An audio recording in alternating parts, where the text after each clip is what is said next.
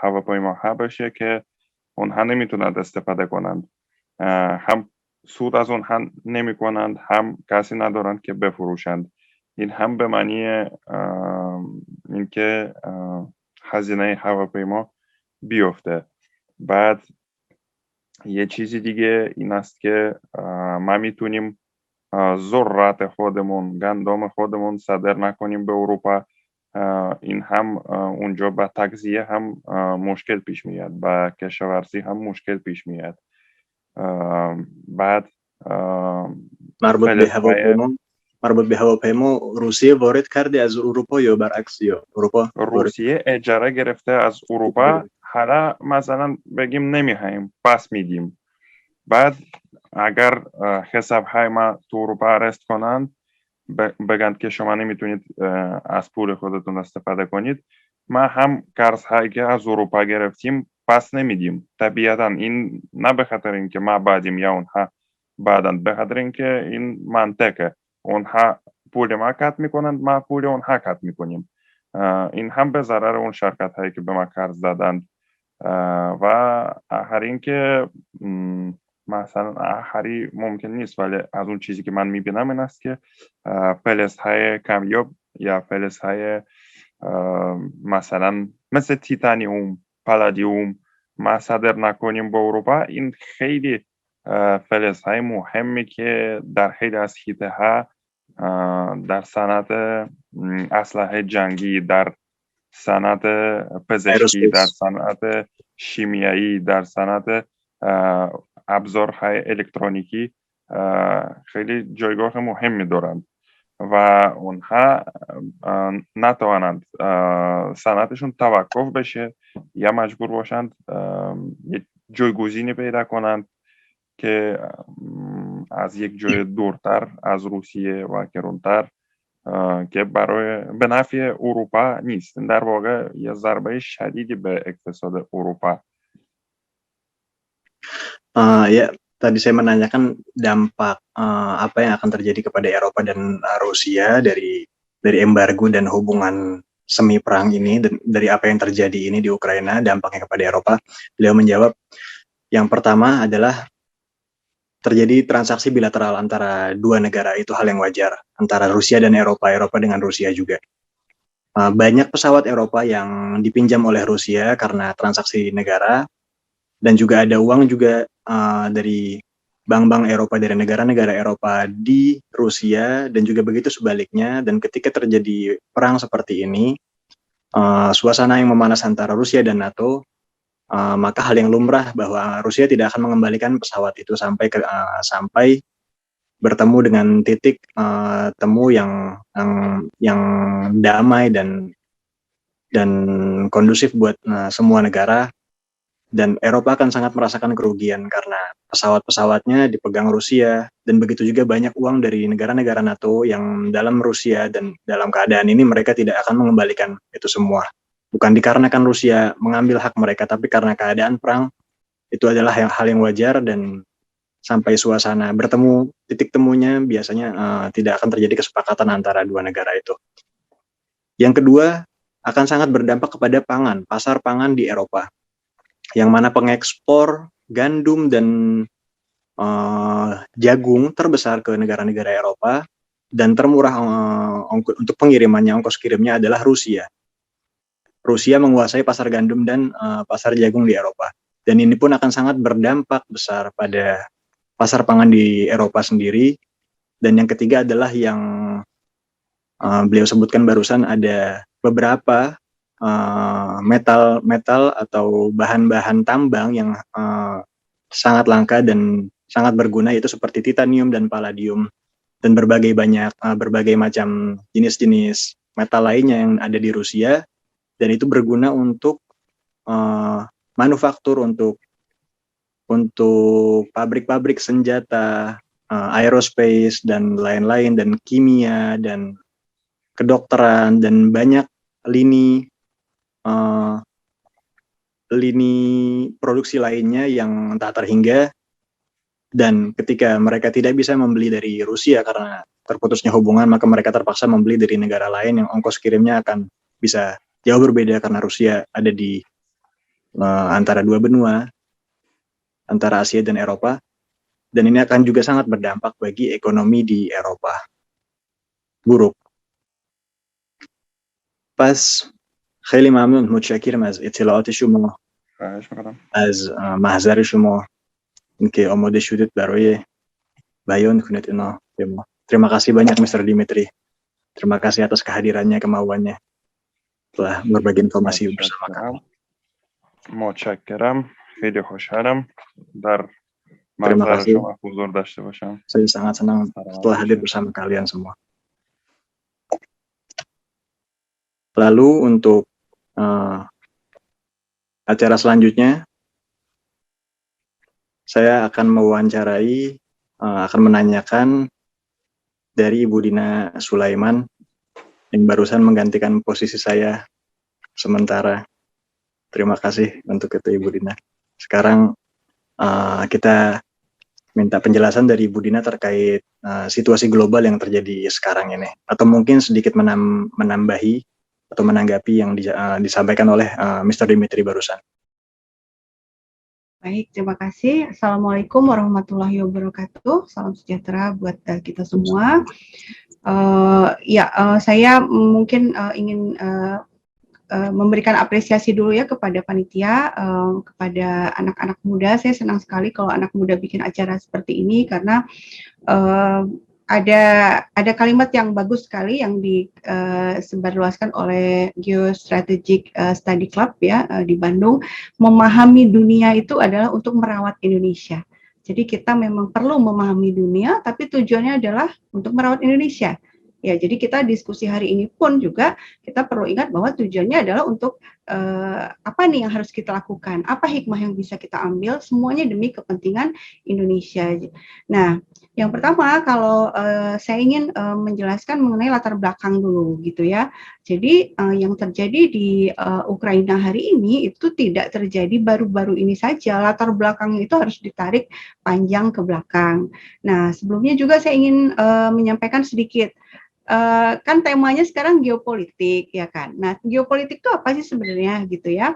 Geopolitik itu pada dasarnya adalah upaya negara-negara untuk merebut pengaruh di kawasan ya.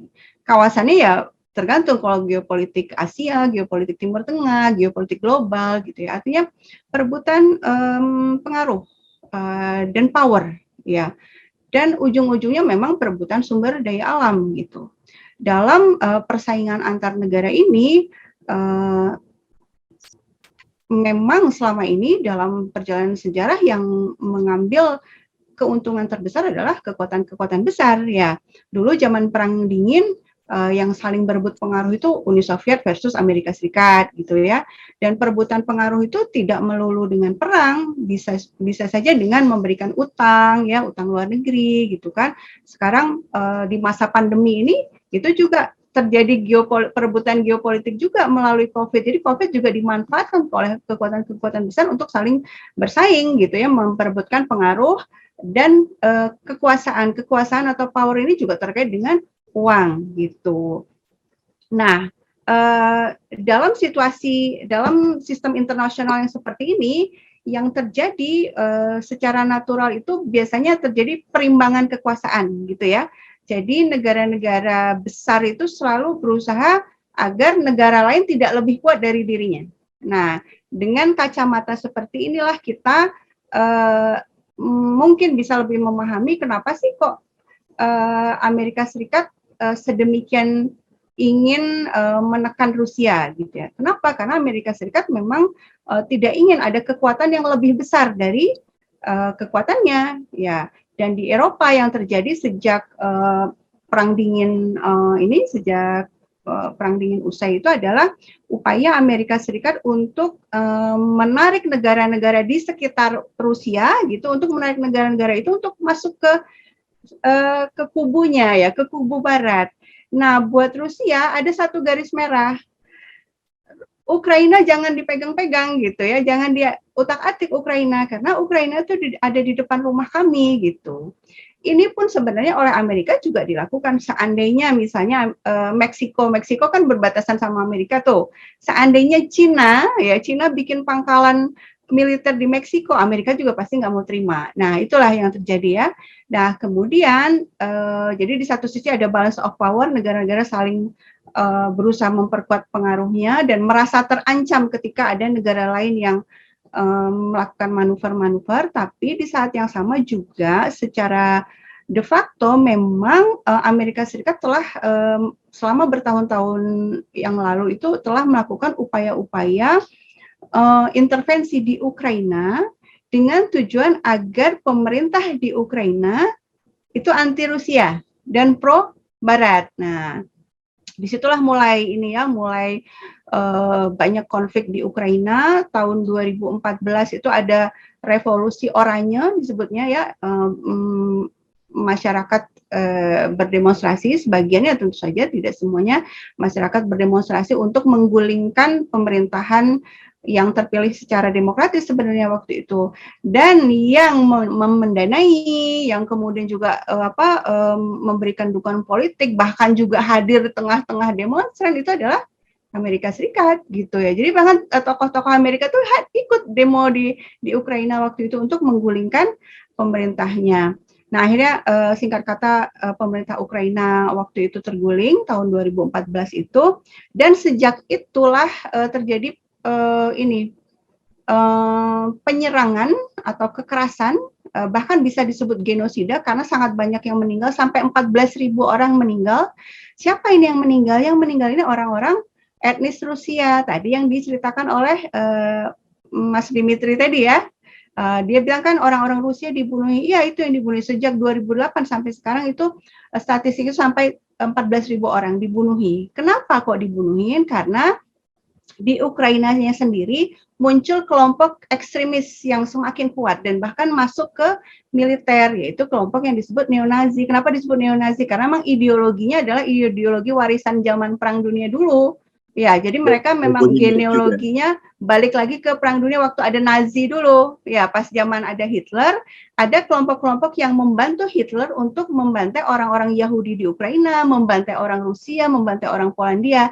Nah, kelompok itu masih istilahnya masih beranak pinak ya, orang-orangnya sampai sekarang masih ada, dan itulah yang sekarang mendominasi politik di Ukraina. Nah, jadi Putin ini ketika akhirnya memutuskan untuk melakukan operasi militer di Ukraina, alasannya dua. Yang satu karena merasa terancam gitu ya, karena NATO sudah sedemikian masuk ke pintu depan rumahnya. Yang kedua untuk membantu etnis Rusia yang dibunuh oleh kelompok-kelompok ekstrem ini, kelompok-kelompok radikal neonazi ini gitu. Makanya kalau saya memang ketika ditanya ini invasi apa bukan, jadi kan moderator pembawa acara udah ngomong, Bu Dina ngomong ini bukan invasi. Nah, ketika ditanyakan ke saya invasi atau bukan, menurut saya belum sampai pada keputusan bahwa invasi. Kenapa? Karena kalau menurut hukum internasional, Putin ini dalam operasi militernya itu menyatakan bahwa dia berlandaskan pada pasal 51 Piagam PBB. Apa isinya di pasal 51 itu? Kalau sebuah negara diserang, dia berhak untuk melawan. Ya.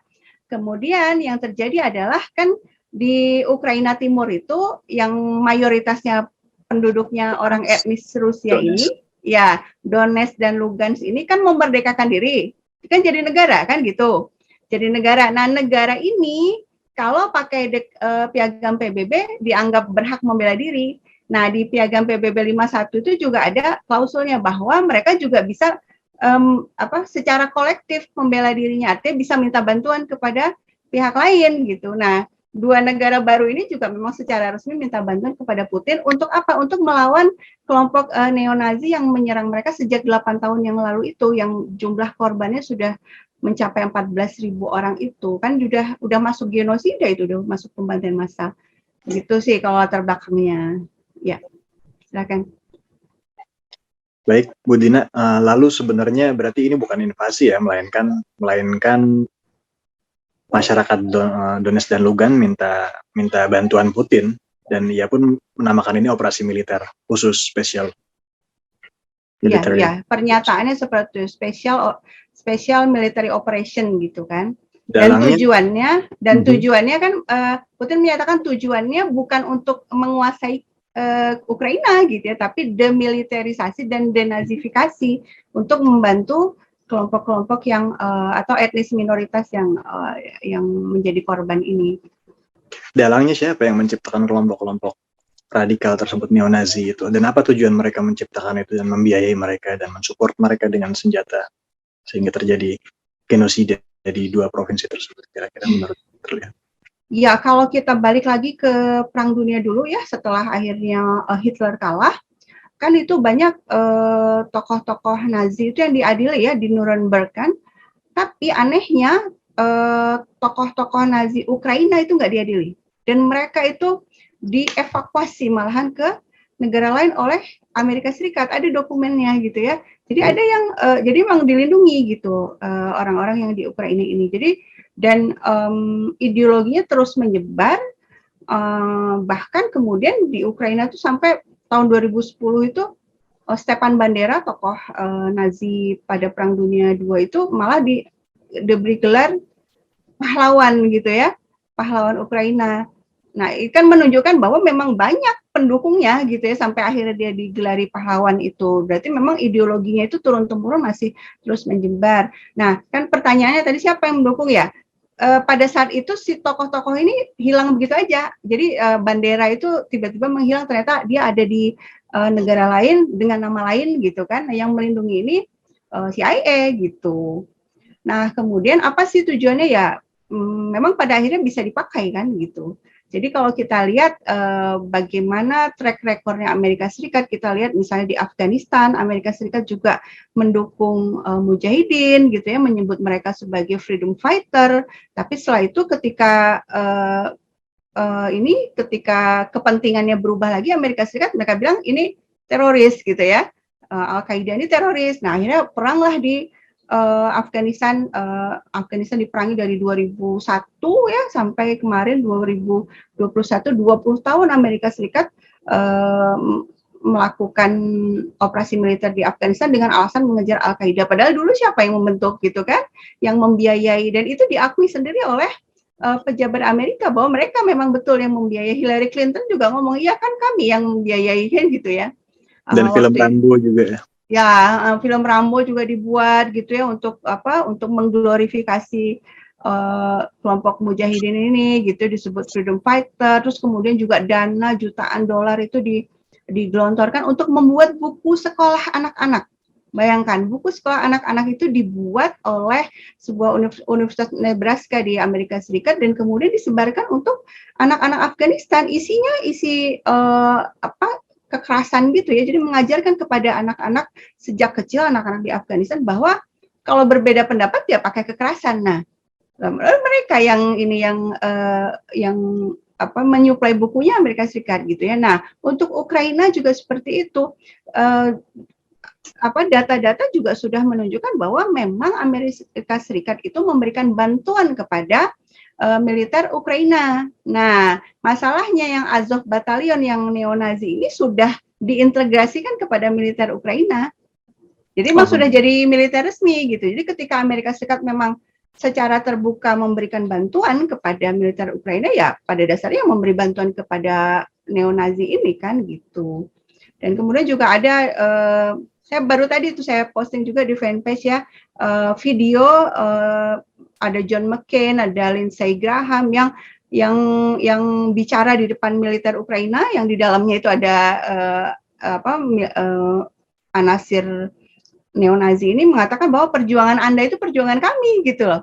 Ngomongnya kayak gitu kalimatnya, perjuangan adalah perjuangan kami. Kami akan memberikan apapun supaya kalian menang. Menang apa? Menang melawan Rusia. Berarti 2016 itu sudah ada upaya-upaya ya untuk melawan Rusia, udah betul-betul dinyatakan kan menang melawan Rusia kayak gitu.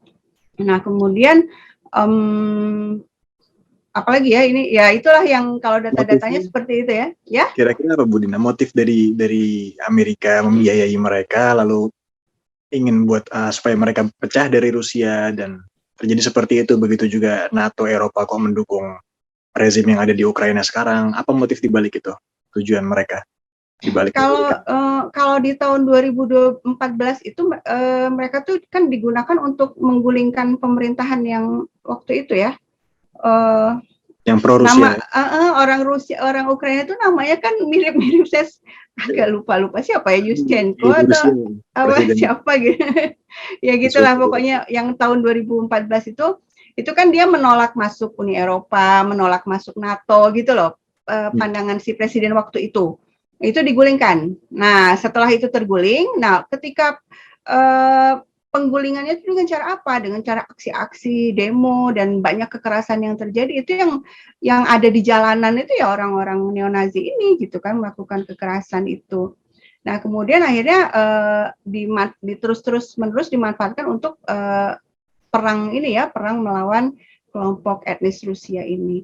Jadi untuk destabilisasi ya, dan itu bukan cuma di Rusia kan, di Timur Tengah, bukan cuma di mana itu di Ukraina, di Timur Tengah, Suriah juga kan gitu, yang membiayai jihadis tanda kutip ya, milisi-milisi teror di Suriah itu kan Amerika juga gitu ya, dan itu resmi gitu ya, resmi. Bahkan saya pernah nulis artikel jurnal juga yang menganalisis, dan data-datanya ada bagaimana Pentagon secara resmi mengimpor senjata-senjata dari Eropa Timur dikirim ke Timur Tengah, ke beberapa negara di Timur Tengah yang negara ini nggak pakai senjata dari Eropa Timur gitu ya, misalnya Arab Saudi, terus Qatar itu kan nggak pakai senjata dari Eropa Timur, tapi pakai senjatanya dari Barat kan gitu. Ya juga pertanyaannya kenapa kok Pentagon ngimpor senjata dari Eropa Timur tapi dikirim ke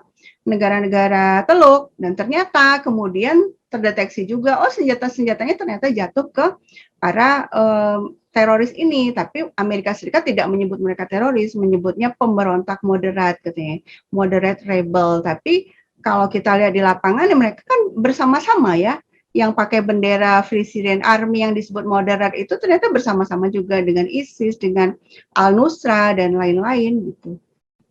Ya.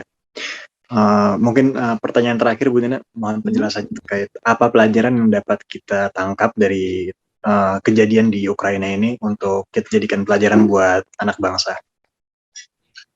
Baik, yang pertama ya, kalau saya sering sampaikan juga, kita tuh perlu melihat akar masalahnya akar masalahnya itu apa gitu ya.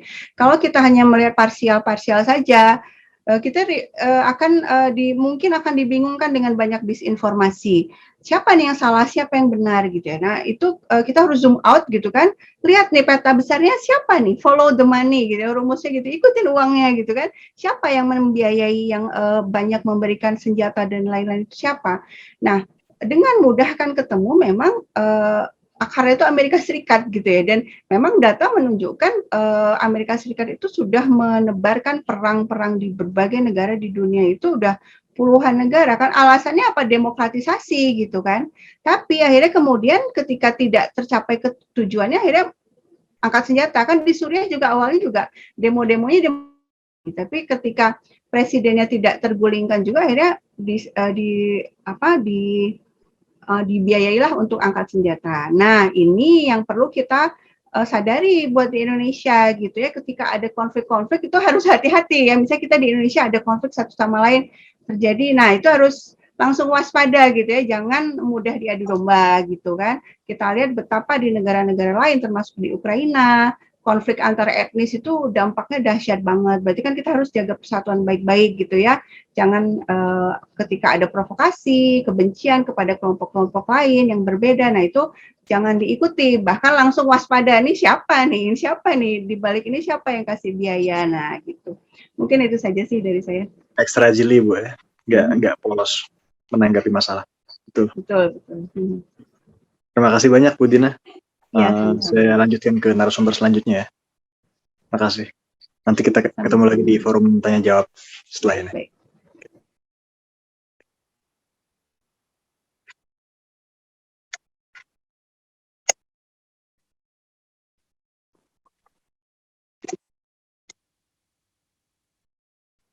Untuk selanjutnya narasumber kita ada Bapak Dedi, Pak Cahyadi Budiman.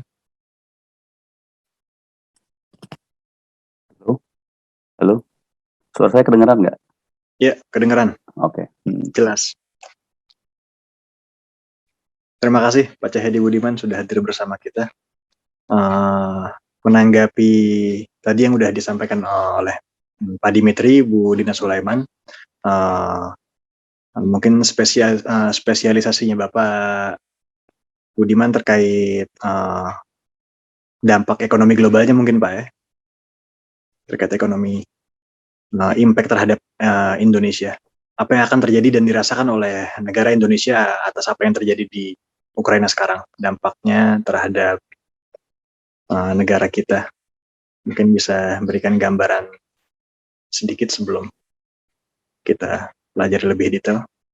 Silahkan Bu. Oke, makasih Pak Moderator, pada teman-teman Sababul Karor, pada Bu Dina. Waalaikumsalam warahmatullahi wabarakatuh.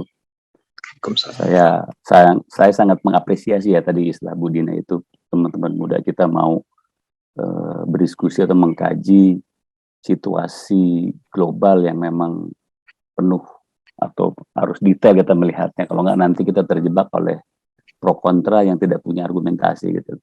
Saya mungkin sekilas aja coba melengkapi yang tadi diungkapkan oleh Bu Dina tentang wacana invasi itu sendiri ya, karena sekarang ini terkesan invasi sehingga ada reaksi gitu loh. Padahal kalau kita lihat konsep invasi secara etimologi juga penuh dengan makna atau arti atau persepsi gitu loh. Nah, berpatokan pada hukum PBB Konvensi nomor 51, tindakan Rusia itu dikategorisasi adalah pembelaan diri atau self defense, sehingga dia boleh melakukan preemptive strike, jadi menyerang lebih dulu. Ini yang pernah dilakukan oleh Amerika tahun 2003 ke Irak dengan istilah go with us or with them, sehingga dia melakukan preemptive strike dan menyerang Irak yang dianggap membahayakan Amerika walaupun jaraknya ribuan kilo dan tidak terbukti kepemilikan senjata kimia. Ini persepsi atau wacana yang perlu kita sama-sama pahami dalam memaknai makna intervensi itu sendiri, sehingga nanti ketika kan lagi tren nih perdebatan di sosial media tentang Rusia dan Ukraina, kita boleh memperdebatkan atau mengargumentasikan pengertian invasi dan pengertian preemptive strike itu sendiri gitu. Nah, saya lebih setuju dengan istilah yang dilakukan oleh Bu Dina bahwa masalah invasi itu masih debatable, masih dalam kerangka persepsi dan opini yang bersifat politik gitu ya. Nah, itu satu. Terus kedua, saya akan cerita sekilas tentang Rusia itu sendiri, eksistensinya dan keberadaan dia dalam konteks regional khususnya ya. Jadi begini, ketika dia melakukan tanda petik pembelaan terhadap Donetsk dan Luhansk ya, sehingga dia melakukan penyerangan atau operasi militer khusus adalah bagian dari menjaga negaranya. Kalau teman-teman ingat tahun 60-an itu ada peristiwa Teluk Babi ketika Uni Soviet dengan Kuba bekerja sama dan menaruh senjata nuklir di Kuba sehingga membuat Amerika merasa tersandra dan terganggu. Akhirnya muncullah konvensi atau perjanjian sehingga Uni Soviet tidak ke Kuba. Ini yang kejadian serupa dengan yang ada di Ukraina. Rusia terganggu ketika Ukraina itu dipaksa atau memaksakan diri masuk ke wilayah NATO. Yang sejatinya ketika Pakta Warsawa bubar, NATO harusnya bubar, tapi nggak tahu sampai sekarang masih ada. Nah itu satu. Terus kedua, malah bertambah besar tambah besar kan, malah melibatkan Kaukasus yang ada di Uni Soviet, mantan Uni Soviet gitu. Beberapa negara lah yang terlibat. Bahkan negara nggak satu Uni Soviet kayak Polandia, Kosovo, Kroasia kalau nggak salah terlibat di NATO. Bahkan termasuk negara Islam kayak Turki pun jadi anggota NATO. Ini agak fenomena yang menarik. Gitu. Bicara ke Rusia itu sendiri, saya melihat ada visi Putin tentang kemampuan dia membela diri dalam konteks ekonomi terhadap regional Eropa. Apa contohnya? Kita lihat per hari ini ada ketergantungan energi dari Eropa terhadap Rusia. Hampir 40% energi yang tadi disebut sama Dimitri itu tergantung oleh Nord Stream-nya Rusia, jaringan utaranya Rusia. Jadi jaringan utara yang masuk ke Eropa melalui Ukraina. Jadi ada pipa di bawah Ukraina yang mengkoneksi, menyambungkan kebutuhan gasnya Uni Eropa khususnya kepada Ukraina, kepada Rusia. Itu 40%. Dan per hari ini harganya naik. 1 mm itu dan $40. $200 kalau nggak salah. Jadi ini sebetulnya yang dirugikan dalam konteks Ukraina, Rusia inilah lebih banyak Uni Eropa itu sendiri dalam ketergantungan gas itu sendiri. Buat apa gasnya? Satu, buat electricity rumah tangga, buat listrikan rumah tangga. Kedua, buat industri dan power plant mereka. Artinya karena mereka menolak batu bara, mereka menggunakan gas. Gas itu diimpor dari Rusia. Nah, ketika ada wacana Qatar mencoba menggantikan Rusia untuk mengimpor gas ke Uni Eropa, pertanyaan berikutnya, caranya bagaimana?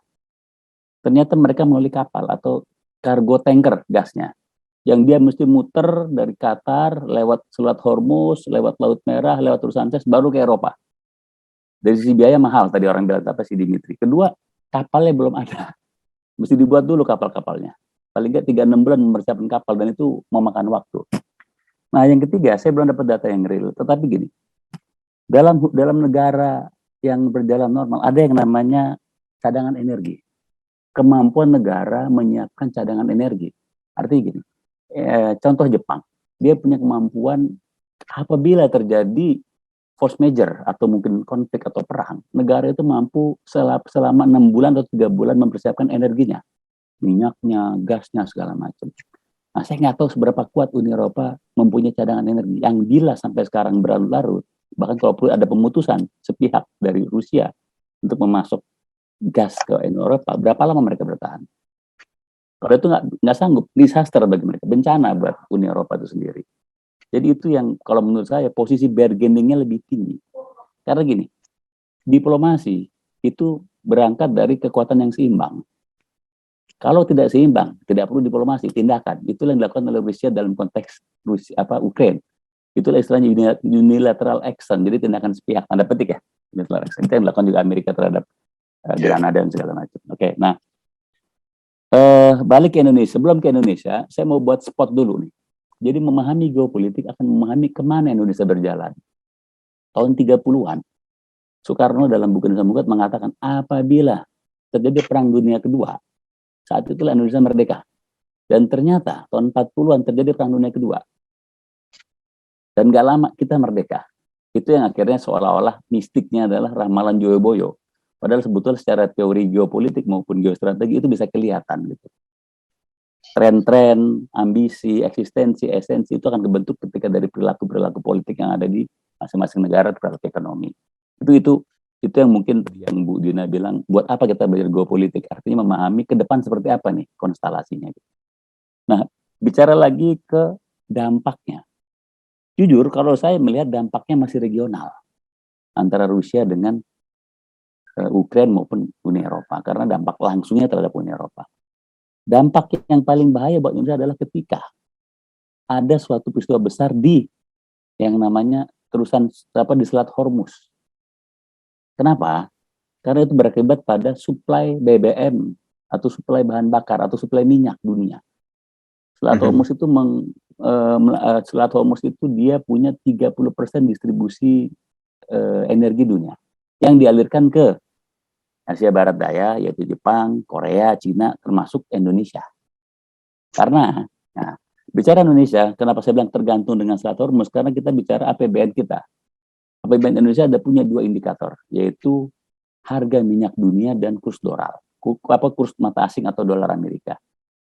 Nah, APBN 2021, kita mematok harga dolar $63 per barel. Hari ini, yang saya lihat tadi udah $118 per barel. Efek dari yang namanya perang di Rusia atau Ukraina. Nah, kalau kejadian di Selat Hormuz bisa $200 per barel, itu contohnya. Nah, artinya apa? Artinya ketika harga minyak itu sudah di atas parameter kita, indikator ekonomi, artinya ada adjustment atau penyesuaian. Nah, kenapa kita menjadi takut atau khawatir dengan naik turunnya harga minyak? Kenapa? Karena kita itu negara pengimpor minyak, crude oil. Kita impor 13,77 juta ton minyak seharga $7 miliar, 7,05 miliar dolar tahun 2021 ya datanya ya. Nah, selain impor crude oil, Indonesia impor BBM. BBM ini kayak berapa Pertamax, solar gitu-gitulah. Jadi ada crude oil, ada yang namanya BBM. Itu hal yang berbeda. BBM itu kita impor setahun itu 21,93 juta ton. Seharga 14,39 miliar dolar. Impor BBM. BBM itu kita pakai nih, motor, mobil, pembangkit segala macam. Nah, kalau harga yang kita impor lebih dari 100 dolar per barel, bayangkan ekonomi kita seperti apa? Yang dulu kita patok 63 dolar per barel, sekarang udah 118. Ini yang direct impact dari situasi regional ya. Ini juga sebetulnya agak membahayakan, khususnya buat ekonomi Indonesia. Nah, kalau bicara kita, Indonesia dengan Rusia maupun dengan Ukraina, neraca perdagangan kita kecil, di bawah 2 miliar dolar per tahun. Sangat kecil, jadi nggak, secara langsung nggak ada. Tapi kita nggak langsung. Nah, pertanyaan berikutnya, kita ini impor dari Timur Tengah, minyak atau BBM. Kok harga bisa naik? Artinya apa? Saya berasumsi atau saya melakukan dugaan yang negatif, ada spekulasi yang bermain di dunia. Kalau impor Eropa ke Rusia langsung, oke, karena memang daerah konflik atau spot konflik. Tapi kan di Arab Saudi, Aramco itu nggak ada konflik, bahkan Selat Hormuz nggak ada masalah. Kenapa harga minyak tetap naik? Artinya ada spekulasi di situ. Ada para spekulator trader yang memainkan harga minyak menjadi naik. Efek dari perang ini yang kita lihat. Jadi gini. Sentimental besar maksudnya? Gini. Direct risiko atau risikonya adalah ketika ada perang di Selat Hormuz itu oke. Karena keganggu supply chain. Supply chain dari energi terganggu. Tapi kalau perang di Ukraina, supply chain dari Arab Saudi, dari Qatar, dari Dubai, bahkan dari Irak dan Iran tidak terganggu untuk melakukan kebiasaan atau rutinitas distribusi barang ke negara Asia Barat Daya. Tidak ada yang terganggu loh. Tapi kok harga bisa naik? Ini juga kita mesti kritis ya. Artinya ada apa? Nah, saya berspekulasi, ada asumsi yang namanya spekulasi trading di situ. Untuk ngambil posisi, ketika ada suatu hal naik, itu udah punya cadangan, udah punya harga lah untuk menyesuaikan. Ini contoh. Kita lebih, mohon maaf nih, saya Budina, saya lebih banyak ke teknis masalah ekonomi gitu loh. Jadi gini, kemarin awal tahun itu Indonesia sempat melarang ekspor batu bara ke negara-negara. Tapi tidak bertahan lama, negara pengimpor, Jepang, Cina, Korea Selatan menolak. Yang mau nggak mau akhirnya Indonesia itu membuka larangan ekspor. Dan bahkan sekarang ini batu bara itu nggak hanya dibutuhkan oleh Jepang, Cina maupun Korea Selatan. India, dia punya 8.000 megawatt yang membutuhkan batu bara. Kalau 1 mega itu butuh berapa ton, saya lupa hitungannya, mohon maaf. Itu kira-kira berapa yang dibutuhkan oleh India? Begitu juga Filipina, begitu juga Thailand, begitu juga Vietnam. Ini baru dari sisi batu bara, air listrik ya, kelistrikan, power plant, itu satu. Artinya Indonesia nggak mampu menghadapi tekanan dari Jepang, Cina, Korea Selatan, India, Vietnam. Kenapa? Karena ada market di situ, ada keuntungan atau ada nilai lebih. Itu satu. Nah, kedua, kita bicara yang namanya CPO. Karena Indonesia ini ekspornya itu hanya 2, CPO dan batu bara. Crude palm oil dan batu bara. Ini yang membuat indikator ekonomi kita agak sedikit nilai tambah. Yang lainnya sangat kecil ya, hitung-hitungannya gitu. Yang ini punya trickle effect mana-mana. Kita ekspor batu bara 435 juta ton setahun. Kalau kita jual 1 ton 50 dolar kali 430 juta ton, berarti hampir 20 miliar dolar. Konsekuensi dari ekspor batu bara yang ditolak oleh Eropa. Jadi ini buah si malakama Eropa ketika menolak batu bara sebagai bagian dari pembangkit tenaga listrik, mengharapkan pada gasnya terganggu oleh Rusia.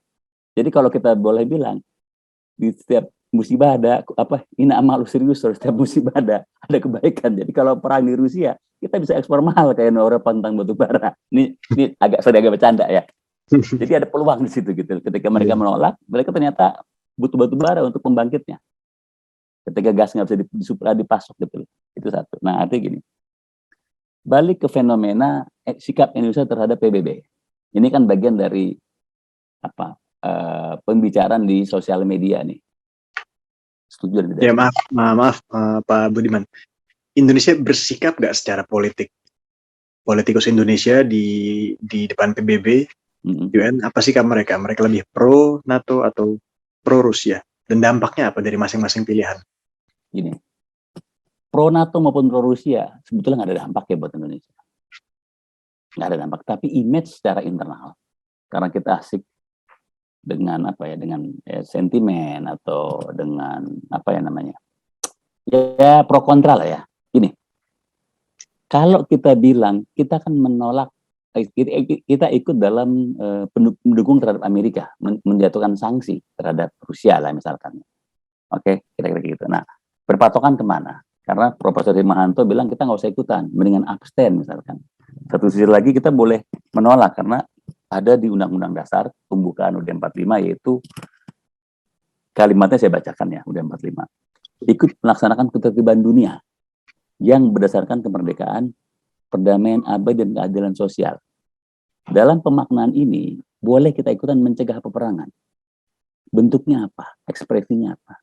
Nah, ekspresinya apakah mesti ikut dengan Amerika? Nah, itu bicara kepentingan nasional jatuhnya kan. Tapi secara logika nggak ada masalah. Nah, artinya sikap Indonesia di PBB bagi saya pribadi itu bukan faktor yang utama. Lebih banyak karena istilahnya ketakutan, bukan ketakutan ya, mengikuti kemitraan aja. Asia Barat, Cina, Jepang, Korea ikut, kita ikut. Nggak ada artinya lah. Sikap kita menolak menerima nggak ada arti bagi saya di PBB ya, karena kelihatan ada hal yang menarik yang kita mesti lihat, yaitu sikap yang abstain. Siapa yang abstain? Nah, satu adalah Cina, kedua India, ketiga Pakistan, keempat Irak, kelima Iran. Ini saya contoh yang lain ada, saya nggak sebut nama. Kenapa?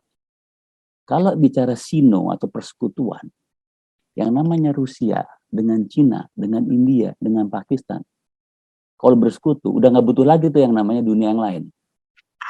Berapa miliar populasi di situ? 3,5 miliar mungkin. Nah, 3,5 miliar. Energi dari mana? Dari Rusia. Produk barang dari mana? Dari Cina dan dari India.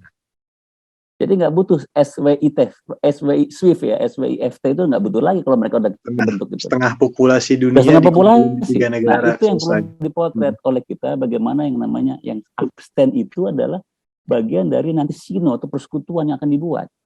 Di situ ada Iran, ada Irak yang nanti bisa menghubungkan gasnya Rusia, Iran. Sekarang ini udah ada distribusi lewat Siberia ke Cina, minyak maupun gas gitu. Artinya dengan nggak lama dia akan ini ke India. Asal kita tahu tahun 50-an itu ada sempat konflik antara Rusia atau Uni Soviet dengan Cina ketika Rusia membantu India melawan Pakistan karena Pakistan dibantu oleh Amerika. Tahun 50-an tuh. Itulah awal muawalnya konflik antara Soviet dengan Cina. Sehingga itu sampai ke tahun 65 di Indonesia. Internal konfliknya itu sampai ke sinilah kira-kira. Itu bicara masa lalunya lah. Tapi artinya gini, maksud saya adalah ketika sino di PBB terbentuk, Rusia, Pak Budiman, maaf 2 menit.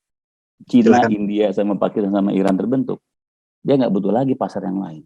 Secara pasar dia udah punya populasi di situ. Ini yang perlu kita lihat. Nah, tinggal bicara transaksinya. Butuh nggak SBIFT? Butuh nggak dolar? Butuh nggak Pak? Kita nggak tahu. Tapi ini adalah suatu tanda. Tadi Budina bilang, following the money. Siapa ngikutin duit kan? Atau di istilah di global supply chain namanya ship follow the trade. Jadi kapal ngikutin perdagangan. Kalau memang ada perdagangan di sana, orang akan ke sana tanpa perlu lagi menunggu. Mungkin itu stimulus saja ya, rangsangan untuk kita sama-sama diskusi ke depan kira-kira seperti apa yang terjadi dan akan terjadi. Saya terima kasih. Assalamualaikum warahmatullahi wabarakatuh. Waalaikumsalam warahmatullahi wabarakatuh. Kita lanjut ke sesi tanya jawab ya. Terima kasih banyak penjelasannya Pak Cahyadi Budiman. Saya bacakan langsung ya untuk mempersingkat waktu. Pertanyaan pertama dari grup chat. Dari Pak Manik. Nama saya Manik, pertanyaan untuk Mbak Dina, apakah operasi militer Rusia ini dapat menyebabkan terjadinya Perang Dunia Ketiga? Seperti yang banyak orang berpikir mengarah ke sana. Jika benar, ya pasti akan perang. Jika tidak, kira-kira apakah pihak Barat dan Rusia dapat berdamai? Bagaimana cara mereka berdamai? Silakan. Pertanyaan untuk Bu Dina. Baik, terima kasih. Sebenarnya saya bukan orang yang mahir untuk memprediksi sesuatu ya, Pak Cahyadi kayaknya lebih mahir nih. Ya, tapi intinya kalau kita lihat pernyataan terbaru Uni Eropa kan tidak mau bikin bikin kawasan no fly zone itu kan. Jadi Uni Eropa aja tuh udah kelihatan mereka berhati-hati sekali gitu. Kenapa? Karena mereka juga tahu perang itu akan menghancurkan semuanya. Eropa, negara-negara Eropa yang hari ini itu negara yang sudah sangat makmur, sudah sangat stabil. Kalau sampai ada perang itu mereka tahu mereka sedang menghancurkan diri sendiri. Jadi mereka sekarang ini main main aman gitu kan. Terus terutama kayaknya Jerman ya Bu, Jerman, Prancis tuh kayaknya paling. Iya betul, apalagi tadi Pak Cahyadi udah bilang tuh masalah gas kan. Jerman tuh sebenarnya sangat diuntungkan dengan suplai gas dari dari Rusia gitu kan. Tapi akhirnya Nord Stream jadi tutup kan gara-gara perang ini gitu ya, Nord Stream 2 itu. Nah, intinya gini, jadi yang dilakukan oleh Uni Eropa sampai saat ini hanya main bully ya, ngebully aja gitu loh. Jadi bahkan sampai misalnya kucing nggak boleh ikut kontes kucing internasional gitu ya, pohon Rusia nggak boleh ikut kontes pohon internasional ya. Terus FIFA sepak bola dan lain Paralimpik ya dibully saja gitu yang dilakukan oleh Uni Eropa sejauh ini bullying dan janji-janji untuk mensuplai senjata. Nah, ketika terjadi suplai senjata ke Ukraina, yang terjadi adalah perang yang sifatnya regional yang terpusat di kawasan itu saja, tapi korbannya sangat banyak. Jadi sebenarnya sangat tidak bijak ya kalau Uni Eropa malah membantu senjata gitu. Kalau mau selesai konflik gitu ya, kalau mau selesai konflik harusnya ya negosiasi dan kemudian dengarkan apa sih yang diminta oleh Rusia, dan Rusia sudah berterus terang tidak ingin menduduki gitu kan. Bahkan sampai hari ini pun Rusia belum menjadikan energi sebagai senjata kan. Dia tidak memutus energinya, dia tetap menyalurkan kepada para pembeli gitu. Artinya apa? Artinya meskipun Rusia bisa menahan suplai gasnya dan kemudian membuat orang-orang Eropa menderita, apalagi saat ini sedang musim dingin, tapi itu kan tidak dilakukan.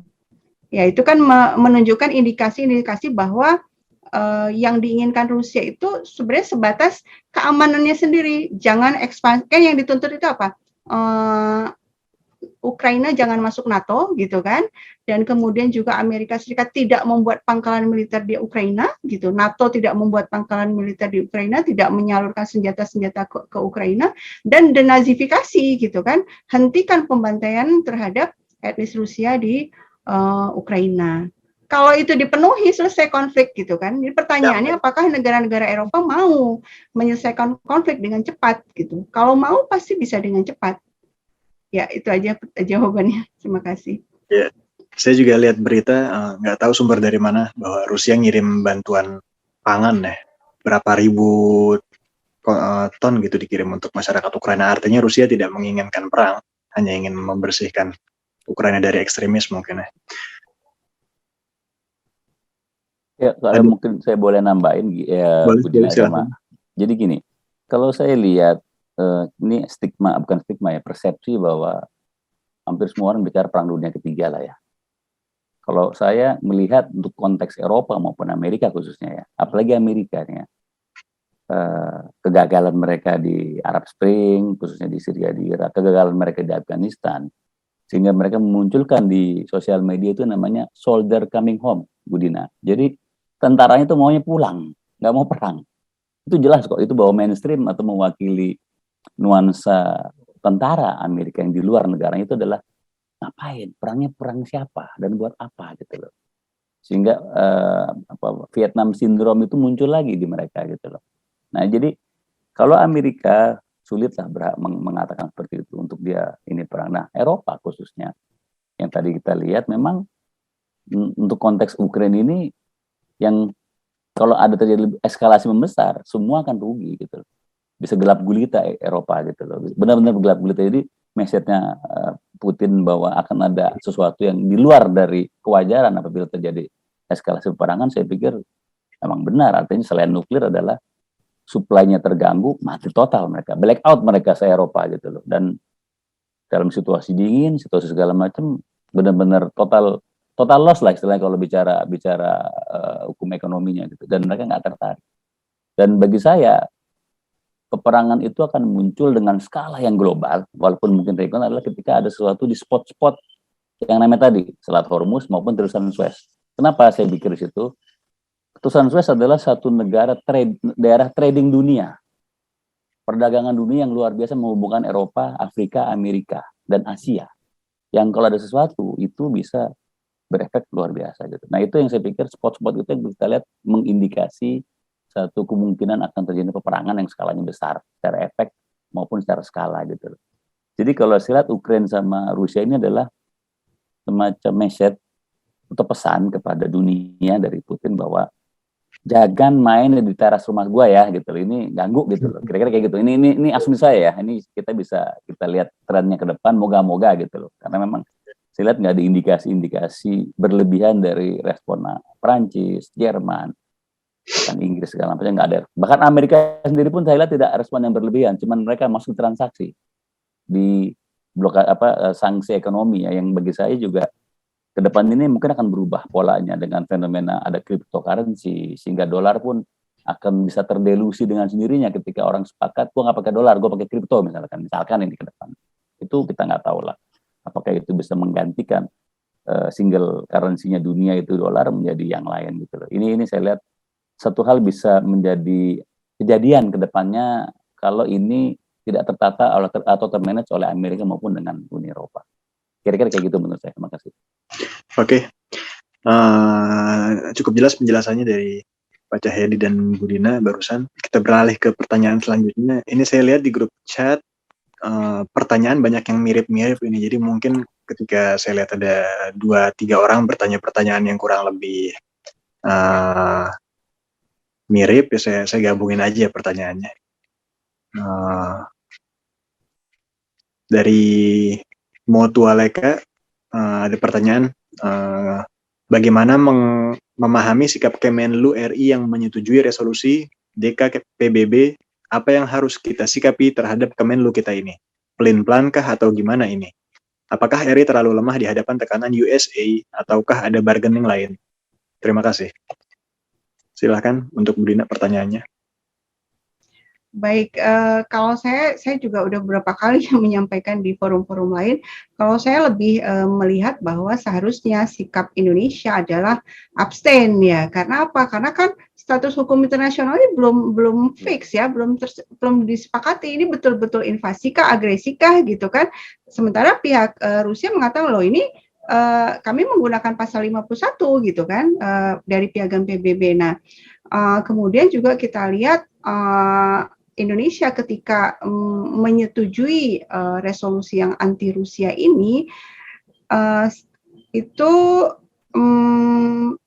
pada akhirnya Indonesia dalam diplomasi itu akan ada kesulitan atau kesungkanan ketika berurusan dengan Rusia kan gitu. Seandainya Indonesia ada di tengah-tengah absen, dia tetap bisa bekerja sama dengan Barat, bisa bekerja sama dengan Rusia. Nah, kemudian pertanyaannya kenapa sih kok keputusannya seperti itu? Tentu yang namanya keputusan dalam sebuah kebijakan luar negeri itu kita pihak luar hanya mengira-ngira ya. Tapi apa yang terjadi sebenarnya? Yang terjadi adalah ya di dalam forum tertutup itu kita orang luar nggak tahu apa yang sebenarnya terjadi, kok bisa sampai akhirnya diambil keputusan itu gitu. Sangat mungkin memang yang terjadi adalah hitung-hitungan kepentingan ekonomi gitu kan, mana nih yang lebih besar kepentingan ekonomi pihak Barat di Indonesia atau Rusia di Indonesia itu. Kemudian juga saya baru juga ada kabar gini, ya Indonesia tuh terpaksa setuju karena supaya warga Indonesia bisa dievakuasi katanya gitu. Ada juga yang memberikan jawaban seperti itu. Tapi kan kita nggak bisa memverifikasi apa betul ketika para elit mendiskusikan memang itu yang terjadi. Tapi nih pernyataan keluar kan apa? Ya kan kita melaksanakan pembukaan amanah Undang-Undang Dasar 45 yaitu menjaga ketertiban dunia melawan penjajahannya kayak gitu. Kan itu ada narasi yang seperti itu. Itu juga perlu kita kritisi. Kalau menjaga perdamaian dunia, kan kalimat di Undang-Undang Dasarnya itu kan sejalan dengan ini ya, melaksanakan ketertiban dunia yang berdasarkan kemerdekaan, perdamaian abadi, dan keadilan sosial. Setara dengan keadilan, ya. Perdamaian nggak akan terjadi kalau keadilan tidak tercapai. Nah, itu yang perlu kita catat juga gitu ya. Jangan bilang damai-damai tapi ketidakadilannya diabaikan gitu kan. Sama isu Palestina kan sering juga tuh. Damai-damai aja lah orang Palestina itu sama Israel. Loh, tapi ketidakadilannya kok nggak diselesaikan dulu, nggak bisa gitu kan. Nah, itu juga satu. Yang kedua, kalau ini urusannya penjajahan, siapa yang menjajah gitu ya? Kan bukan, ini isunya bukan isu penjajahan gitu. Jadi pro kontra narasinya seperti itu. Yang membela mengatakan ini masalah penjajahan, masalah perdamaian, terus kemudian kalau saya lebih setuju bahwa seharusnya abstain, jangan mendukung gitu ya. Itu aja sih kalau pendapat. Yang kalau ditanya pendapat pribadi saya seperti itu. Terima kasih. Ya. Pak Cahyadi ada tanggapannya juga? Ya, saya pikir sih saya nggak beda jauh dengan Bu Dina ya. Artinya tadi saya belum sepakat dengan istilah invasi. Itu satu ya. Jadi invasi itu apa? Kan kita bicara terminologinya nih, etimologinya Bu Dina kan ya. Artinya kalau bicara dari saya coba buka kamus, invasi itu tindakan militer suatu negara terhadap negara lainnya dengan tujuan menguasai daerah atau merubah pemerintahan yang berkuasa. Itu kalimatnya. Tapi kalau disandingkan dengan Piagam PBB nomor 1, itu pembelaan diri dari negara-negara Donetsk sama Luhansk. Nah, artinya di mana posisi Rusia? Rusia dilibatkan oleh dua negara itu. Pertanyaan berikutnya, dua negara itu negara atau bukan? Kita bicara syarat negara. Ada pemerintah, ada rakyatnya, ada pemerintahnya, ada yang mengakuinya. Jadi sah sebagai sebuah negara. Luhansk sama karena Rusia mengakuinya. Satu negara mengakui dia sah dia sebagai negara. Apalagi Rusia yang anggota tetap Dewan Keamanan PBB yang punya hak veto. Artinya legitimasinya double sebagai sebuah negara yang ada di PBB. Itu satu. Nah, artinya bicara invasi itu saya masih belum sepakat. Apalagi bicara penjajahan yang kalimatnya terlampau makna sangat negatif. Pak Cahyadi, ini saya gabung sama pertanyaan ini juga ya sekalian. Soalnya temanya pas ini. Pak Ahmad Sofi bertanya bagaimana agar berita propaganda hitam Rusia versus Ukraina segera dihentikan juga. Kayaknya sama isu yang sedang kita bicarakan. Kalau saya menghentikan sulit ya. Ini karena situasinya memang. Berarti kan pemberian nama ya, invasi, Rusia menamakannya artinya khusus. Lalu ada propaganda, ada berita yang ada media yang bermain di situ. Menciptakan kan kalau istilahnya perang narasi. Dulu saya ingat Bu Dina itu bicara tentang teori White Helmet. Orang dulu pertama alergi. Begitu muncul video-videonya akhirnya oh ya, dan kebetulan saya dulu pernah lihat film Hollywood, Bu. Saya juga kalau nggak salah judulnya Propagandis deh. Itu bagaimana perang di Yugoslavia tahun 94-95 itu narasi dibuat oleh Hollywood. Saya baru nggak, oh ini White Helmet itu mengikuti teori Hollywood yang ada di Yugoslavia tahun 1995, maka 92-93. Kalau boleh saya cerita dikit ya Pak Moderator, tahun 92 tuh Bu Dina, yang namanya Yugoslavia tidak boleh ikut Piala Eropa, dilarang oleh FIFA dan UEFA, diwakili oleh Denmark, dan kebetulan Denmark juara tahun 92. Itulah proyek balkanisasi NATO terhadap Yugoslavia, sehingga ada Kroasia, Serbia, Bosnia, macam-macam lah. Itu contoh. Nah itu yang akhirnya dipakai secara modeling propaganda di Syria dengan kalau Bu Dina selalu nulis White Helmet, ya itulah kira-kira kayak gitu. Nah itu satu. Jadi artinya yang namanya narasi ya kita lawan dengan yang kita punya lah gitu loh. Apa itu invasi? Apa itu Piagam PBB nomor 51? Kita mesti ngomong di situ, baru kita pahami. Tapi harus mainstream global ini kan melakukan penetrasi nih terhadap opini kita di sosial media, di segala macam lah gitu loh. Tapi masalahnya, apa kita merubah politik luar negeri kita? Ya enggak juga. Kenapa? Kita sudah memutuskan yang sebetulnya lebih ideal adalah abstain. Gitu. Artinya ketika abstain, jangan-jangan Indonesia bisa masuk dalam sino abstain, yaitu India, Cina, Pakistan. Saya lihatnya ada yang menarik dari sino abstain itu sendiri. Iran, Irak gitu loh, yang sebetulnya secara geografis itu secara ekonomi menguntungkan Rusia. Kalau mereka membentuk blok perdagangan, tanpa ada Eropa, tanpa ada Amerika. Tanpa ada Indonesia, kalau karena nggak ada sikap misalkan ya. Jadi, kalau saya mungkin setuju bahwa kita lebih bagus abstain, tapi kan yang namanya pemangku kebijakan punya hitung-hitungannya. Saya nggak tahu lah, banyak faktor lah ya, kenapa dia harus jadi mengikuti resolusi yang dibuat oleh Amerika gitu loh. Walaupun sebetulnya secara wacana maupun secara pengkalimatan masih penuh perdebatan lah. Artinya adalah kepentingan politik yang dilakukan oleh pemerintah saat ini gitu. Salah nggak? Ya saya sih nggak bilang salah, benar ya.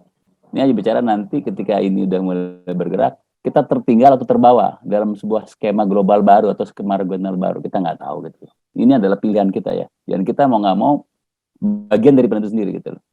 Kira-kira kayak gitu, Pak Moderator. Terima kasih.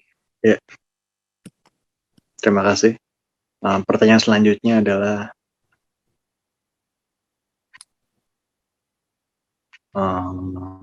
dari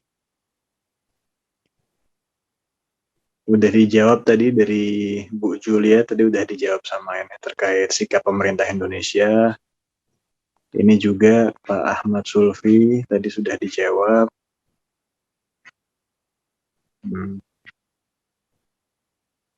Dari Bu Citra Pratiwi, bertanya kepada para narasumber, sanksi pada Rusia diarahkan pada para oligark Rusia yang punya aset di negara lain, salah satunya pemegang saham terbesar Travel TUI, belum lagi penyitaan villa-villa mewah dan yacht, kapal pesiar, aset-aset berharga lainnya. Ini bukannya milik pribadi ya, bukan state-owned. Lalu mundurnya perusahaan rel Rusia di IKN, apakah termasuk salah satu efek sanction ini, atau memang hal lainnya? Bagaimana menurut para narasumber? Mr. Kostov, do you have any opinion on how Indonesia can make use of this condition along with preventing the war to get bigger or worse? Mr. Dimitri udah left tadi. Silakan dijawab dari tanggapannya Bu Dina dan Pak Cahyadi terkait sanksi yang diberikan kepada oligark, person dan lain-lain tadi. Baik, siapa dulu? Saya dulu? Ya. Ladies first. Oke. Ya, perampasan aset atau pembekuan aset itu memang menunjukkan bahwa Amerika ini memang preman banget ya, preman luar biasa gitu ya. Dan korbannya bukan cuma orang-orang Rusia aja gitu, sejak dulu gitu ya. Iran itu dulu juga dibekukan uangnya gitu kan. Kemudian yang terlihat banget itu yang luar biasa jahatnya itu waktu Libya. Jadi ketika ada pergolakan di Libya, uangnya Libya itu dibekukan ya. Dan kemudian setelah Gaddafi tumbang, kemudian pemerintahan baru terbentuk, ini negara-negara yang membekukan uang itu datang ke pemerintahan interim itu nawarin utang. Nah, padahal duitnya ada di situ. Jadi duitnya Libya ada yang mereka simpen gitu kan. Tapi datang ke pemerintahan baru Libya menawarkan utang. Bayangkan, kan merampok ini sebenarnya. Nah, terus yang terbaru itu uangnya Afghanistan kan dibekukan setelah Taliban berkuasa ya kan. Terus akhirnya masyarakat sipil, berbagai organisasi itu juga menyerukan ini orang Afghanistan tuh menderita banget saat ini, apalagi sekarang udah musim dingin gitu kan. Tolong lepasin uangnya orang Afghanistan itu kan disimpannya di bank-bank di Amerika gitu kan. Terus apa yang dilakukan oleh pemerintah Amerika Serikat? Dicairkan, tapi sebagian diberikan kepada orang Afghanistan, sebagian diberikan kepada korban 911. Loh, ada apa, itu kan uangnya orang Afghanistan gitu kan. Jadi memang perilaku perampokan gitu ya dengan dibungkus oleh alasan-alasan politik itu memang sudah banyak dilakukan oleh negara-negara barat ya, dan komandannya adalah Amerika Serikat. Dan ya sekarang akhirnya tibalah saatnya orang Rusia yang jadi korban gitu kan. Sebelumnya negara-negara Timur Tengah yang jadi korban. Iya, tentu tidak sah, ini bukan perilaku yang sah. Barbar. Iya, bisa kita sebut seperti itu. Harusnya pelaku 911 nuntutnya ke paspornya, kan pelakunya 7 apa 5 paspor kebangsaan. Iya, dan tidak ada satupun orang Afghanistan. Satupun tidak ada orang Afghanistan yang terbukti melakukan serangan 911 itu. Ya kan? Iya. Iya, itu kenapa kok sekarang malah uangnya orang Afghanistan sebagiannya diserahkan kepada korban 911 gitu kan? Ya itulah yang terjadi gitu. Pak Cahyadi, ada tanggapan? Ya sebetulnya sih saya senada ya, artinya dari awal makanya istilah unilateral action itu istilah dilakukan oleh George Bush awal-awalnya gitu, yang menjadi ini ketika dia melakukan tindakan walaupun terhadap situasi di Irak dan Afghanistan saat itu ya. belum ada indikasi secara hukum bahwa itu dilakukan oleh Afghanistan lah dalam World Trade Center ya gitu. Pembuktian hukumnya masih kita belum tahu. Bahkan akhirnya lompat ke Irak dengan mengasumsikan Irak punya senjata kimia yang akhirnya dibantah oleh mereka sendiri gitu loh. Tapi kan sudah ada kerusakan besar di sana gitu loh. Tanggung jawab siapa gitu. Itu satu. Terus kedua, ketika terjadi penyitaan terhadap perorangan atau korporasi ya yang dipunyai oleh si Rusia, ini kan melanggar hukum-hukum ekonomi internasional. Kenapa? Ketika saya warga negara Indonesia melakukan transaksi bisnis di Amerika, saya kan memenuhi kaidah-kaidah hukum Amerika. Ketika ada konflik Amerika dengan Indonesia misalkan, kan saya bukan bagian dari kejadian itu. Dan saya domisilinya nggak, istilahnya saya secara secara yuridiksi ada di Amerika, nggak ada urusannya. Ketika saya tiba-tiba dipaksa untuk menjadi Indonesia, ketika saya bisnis di Amerika gitu loh, saya bayar pajak ala Amerika, orang-orang Amerika yang kerja sama saya misalkan, atau apapun ya, seandainya juga di luar Amerika. Jadi nggak ada, secara logika ekonomi nggak ada aturan main untuk melakukan pembukuan aset terhadap korporasi swasta khususnya, yang kebetulan warganya warga Rusia gitu. Beda dengan BUMN, itu pun juga nggak bisa sembarangan gitu. Jadi tindakan perampokan itu memang sudah biasa dilakukan oleh Amerika gitu. Banyak hal lah ya. Ilegal lah. Ya. Secara hukum internasional. Di mana ya? Kayak kasus di Granada, dia mengakuisisi itu Granada, negara, Panama segala macam diakuisisi tanpa ada ini segala macam, dan biasa itu. Artinya kalau kita bicara narasi, yang melakukan invasi sebetulnya Amerika. Kenapa? Dia punya pangkalan militer di dunia di mana-mana. Apa urusannya gitu loh? Nggak ada yang membahayakan dia loh. Nggak ada yang minta dia loh istilahnya. Nah itu kalau bicara narasi ya, narasi tentang invasi itu sendiri, kecenderungan atau perilaku militeristik deh yang akan dilakukan walaupun belum dilakukan gitu loh. Itu satu lah. Yeah. Jadi kalau itu narasi seperti itu. Nah kedua, ya saya sih berharap ada semacam gini. Ada istilahnya balancing portfolio, istilahnya ada rebalancing lah. Ada equilibrium baru dalam konteks ekonomi itu sendiri ya. Tahun 2008 ketika ada saya bicara sedikit tentang konstelasi Amerika. Ketika ada peristiwa 2008 mortgage, itu ada muncul fenomena yang namanya cryptocurrency. Koreksi atau kontrol terhadap yang namanya Reserve Bank atau Federal Reserve Bank atau Bank Sentral Amerika. Kekecewaan korporasi terhadap pemerintah sehingga memunculkan ide cryptocurrency itu sendiri. Nah, faktanya itu kan menjadi sebuah hal yang baru ke depan untuk melawan monopoli single currency-nya Amerika atau Bank Sentral Amerika atau melawan monopolinya dolar. Federal Reserve ya. Nah, ini yang sebetulnya harus dilakukan oleh Cina, Rusia, maupun negara-negara Sino itu sendiri ketika dia punya komunitasnya nih. Cina, India, Rusia, Iran, Irak, Pakistan. 3 miliar populasi. Udah dia blok aja. Kita sepakat currency kita adalah A. Nggak ada dolar. Itu akan menarik orang ke sana nantinya. Jadi menegasikan konsep Bretton Woods ya. Bretton Woods itu menjustifikasi Amerika atau dolar sebagai single currency. Kalau mau buat kayak gitu, dorong ke arah sana gitu loh. Kalau mau ya, ini saya nggak tahu, ini asumsi saya aja. Dorong sekalian. Sepakati mata uangnya apa di sana. Uni Eropa bisa berdiri. Kenapa mereka enggak gitu loh, sebagai sebuah fenomena. Ketika ada balkanisasi, saat itu juga ada Uni Eropa. Ketika ada Rusia versus Uni Eropa, mungkin akan membuat Sino, Rusia, Cina, India, Pakistan, Iran, Irak segala macam, Afghanistan bersatu. Kaukasia, ketinggalan kita. Ini yang saya lihat ya antisip atau apa istilahnya ya, dialektika dunia yang kita lihat lah. Apakah fenomena akan muncul seperti apa gitu. Itu kan tadi kita nggak tahu ya. Tapi saya pikir kalau bagi saya pribadi yang Indonesia bagian mainstream lah di PBB lah. Saya lebih setuju abstain, tapi mau dia pro pun juga nggak dihitungannya Indonesia di PBB, kecuali bicara tentang Islam di Timur Tengah. Kenapa? Kebetulan kita mayoritas Islam. Itu negara Islam terbesar dunia Indonesia. Itu kebetulan. Yang lainnya udah nggak ada lagi. Kita nggak punya kemampuan. Non-blok udah selesai. Kenapa non-blok selesai? Ya seremoni sekarang non-blok. Ada nggak faktanya? Nggak bisa juga faktanya gitu. Sekarang non-blok itu dipegang oleh negara-negara Timur Tengah. Yang kuat Iran, terus mungkin India atau Pakistan, ini mereka lebih kuat secara ekonomi maupun secara politik. Tahun 60-an ketika konflik Pakistan, India dengan Cina, Soekarno berani mengatakan ke Cina, India, stop. Kenapa? Kita waktu itu punya yang namanya kapal selam. Kita ketua GNB. Sehingga mereka dengerin kita.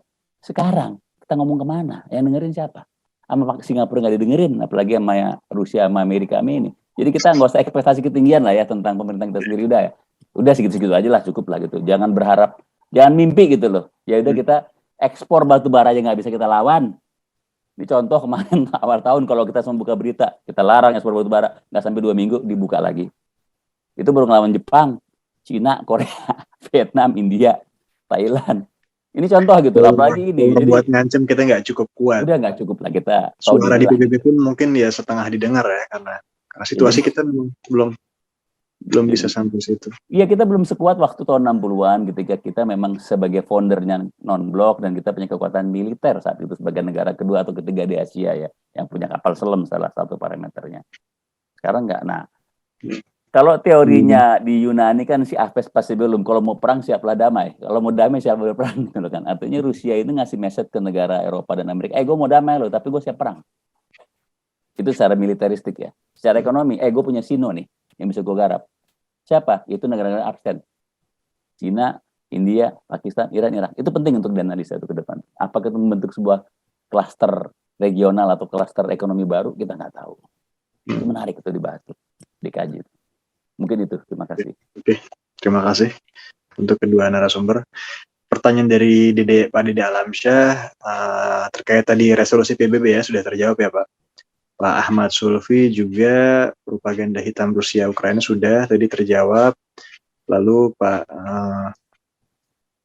ini dari Dedi Novi untuk Budina ada 2. Yang pertama tadi sudah dijawab ya, sekilas terkait vote di PBB amat sangat memalukan. Indo malah pro rezim badut Zionis Zelensky. Setidaknya opsi abstain relatif terhormat, seperti negeri-negeri seperti Bangladesh, Laos saja berani abstain. Apakah opsi tersebut murni hanya terkait kepentingan ekonomi semata, terkait berbagai investasi dari blok barat atau imperialis sesuai tema? Itu pertanyaan tadi yang pertama. Yang kedua adalah terkait keputusan 2 wilayah Ukraina Timur yang memerdekakan diri. Apakah keputusan tersebut murni bersumber dari brutalnya rezim Kiev, terkhusus si badut Zionis Zelensky, or ada pendekatan dan motivasi tertentu dari Moskow? Terima kasih. Silakan untuk Budina. Ya, kalau soal keputusan Indonesia kan udah kita bahas tadi ya panjang lebar.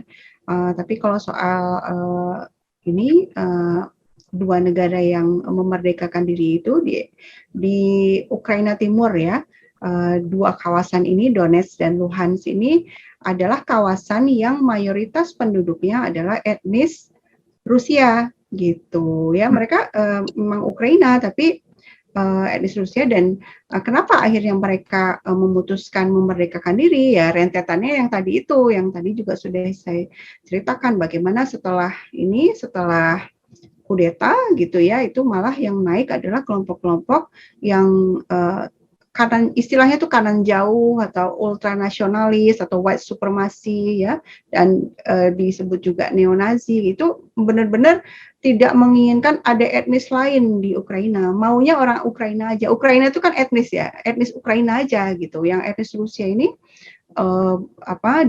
disingkirkan lah gitu. Nah, akhirnya mereka memutuskan untuk memerdekakan diri.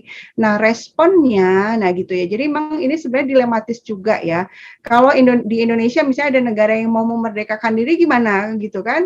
Masa disetujui gitu. Nah, di sini yang jadi masalah sebenarnya adalah responnya ya. Jadi latar belakangnya terlihat apa gitu, harus dicek. Jadi kita nggak bisa menyamaratakan seluruh kasus ya. Jadi kalau kasus untuk Ukraina ya kita lihat latar belakangnya seperti apa dan kemudian respon yang diambil oleh rezim Kiev waktu itu, pemerintahan baru itu ada operasi militer langsung. Jadi benar-benar pakai kekerasan gitu. Dan apakah sudah ada upaya damai? Sudah dilakukan. Jadi Putin sekarang akhirnya mengambil operasi militer itu bukan tiba-tiba saja gitu, tapi udah ada upaya damai. Ini gimana nih yang orang-orang etnis Rusia ini gimana supaya mereka tetap hidup damai gitu loh, jangan diintimidasi terus. Nah, pernah ada tawaran dan kemudian disetujui di sebuah perjanjian Minsk ya namanya. Nah, itu adalah memberikan otonomi khusus. Nah, gitu. Tapi kan ternyata tidak jalan karena apa? Tetap diserangi, tetap diperangi itu orang-orang Rusia ini gitu, etnis Rusia ini. Nah, kenapa ini sebabnya? Cek lagi siapa sih sebenarnya yang sedemikian benci banget sampai menggunakan kekerasan ya? Berarti kan ideologi ekstrim kan? Kalau ideologinya itu ideologi biasa-biasa saja gitu ya, tetap punya kemanusiaan ya. Kalau otonomi khusus kan nggak apa-apa gitu kan, tapi kan nggak, terus saja terjadi pembantaian terhadap orang-orang itu. Nah, itu juga perlu dicek ya, alasan-alasan yang terjadi atau konteksnya seperti apa, itu juga perlu kita teliti juga dalam menyikapi masalah kemerdekaan dua wilayah ini. Oke, terima kasih. Sepertinya beritanya jarang nyampe ke kita ya, Bu Dina, Pak Cahyadi, terkait genosida, pembantaian terhadap masyarakat Rusia di dua provinsi ini, seperti nggak di cover oleh media tuh.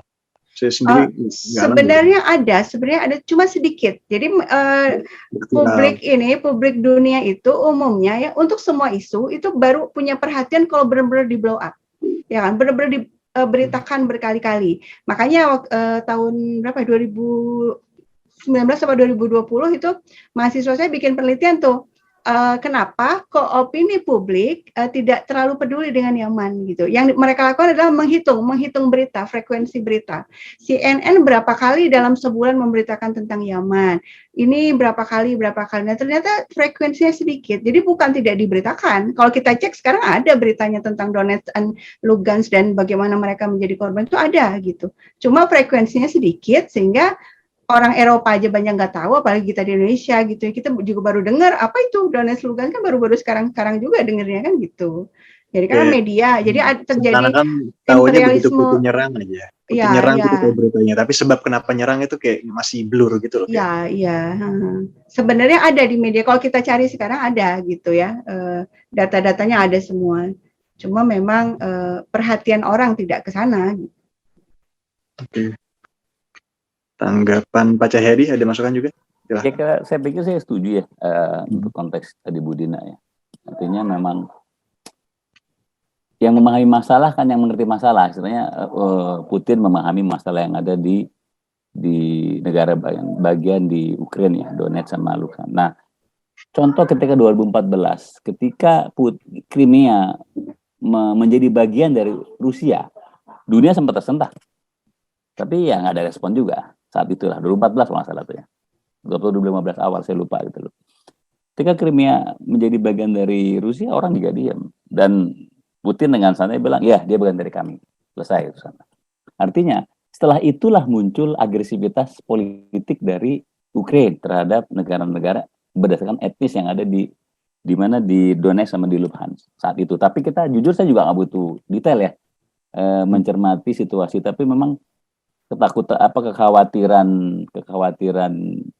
Ukraina, negara atau pemerintah Ukraina adalah negara-negara yang didasari etnis Rusia itu akan bergabung dengan Rusia.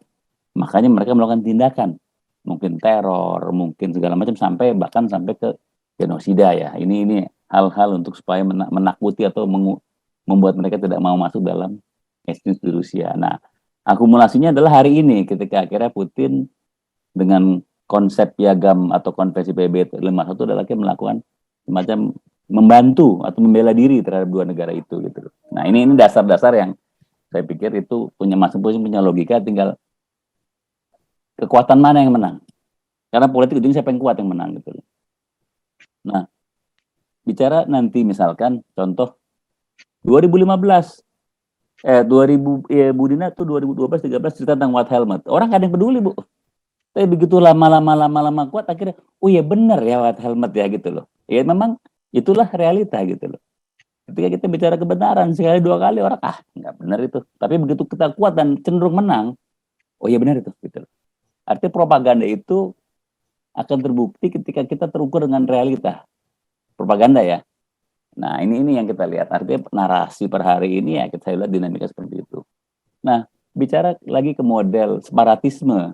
Soalnya kan beda nih antara separatisme. Ini taruhlah kita belum sepakat nih. Apakah Donetsk dan Luhansk itu separatisme atau bukan? Kan nggak pernah pembahasan. Tiba-tiba masuk invasi. Nah, bicara separatisme, ini yang kita takut di Indonesia ketika bicara konteks Papua nih, Bu.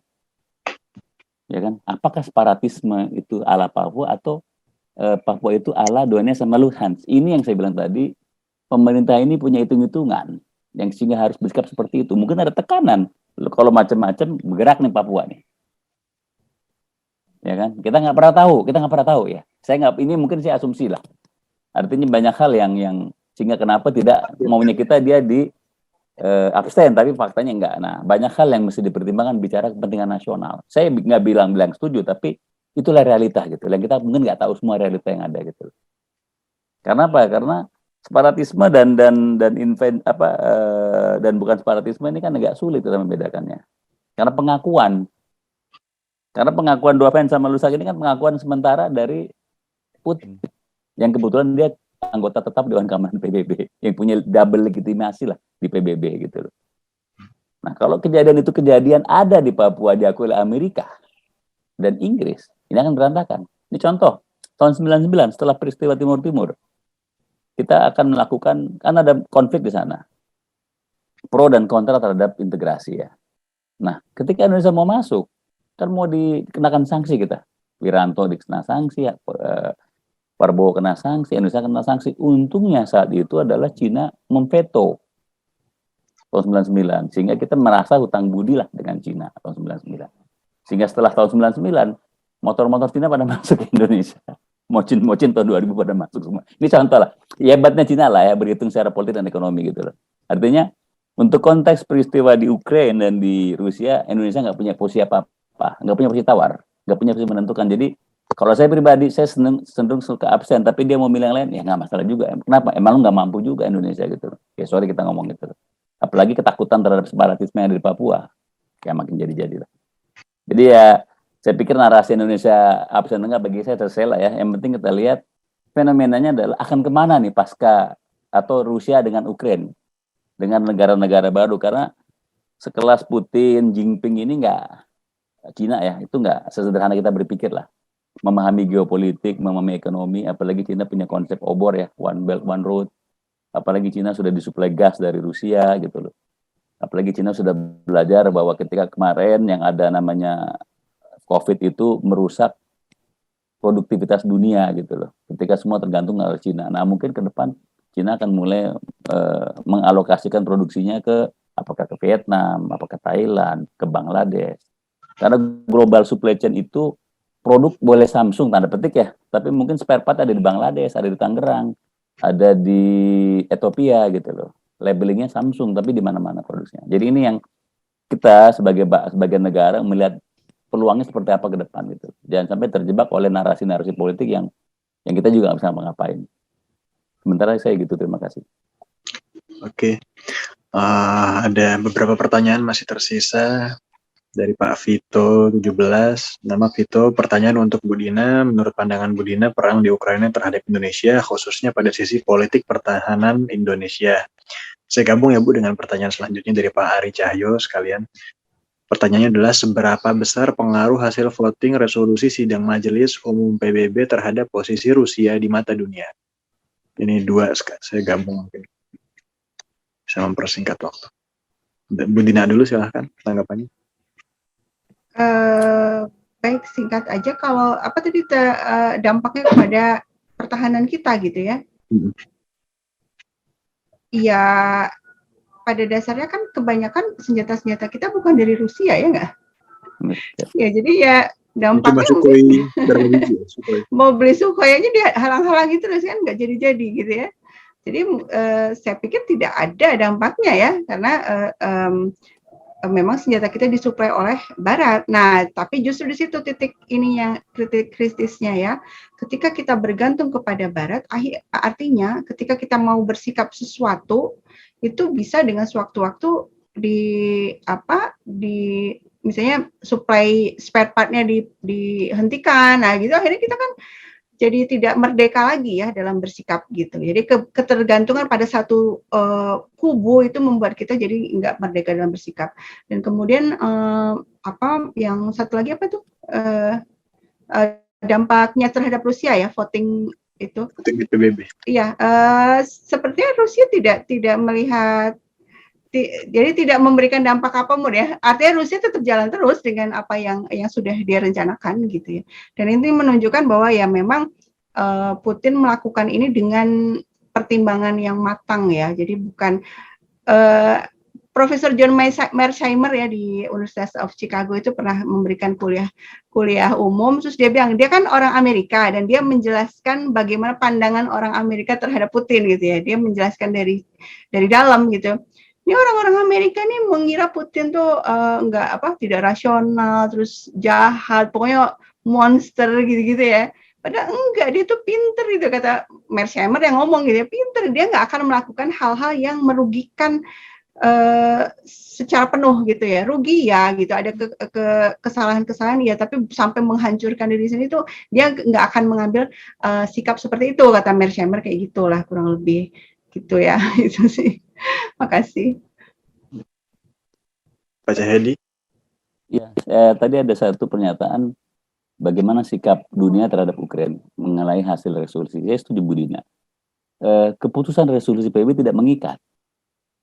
Tidak ada mengikat. Jadi ya mau buat 200 yang mendukung resolusi yang itu atau yang menolak atau abstain nggak mengikat. Jadi artinya ya jalannya terus.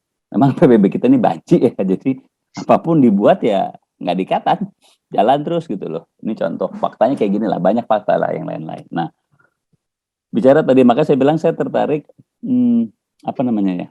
reorientasi dari si Putin sendiri ya, ketika dia melakukan tindakan operasi militer khusus atau terbatas lah terhadap Ukraina ini.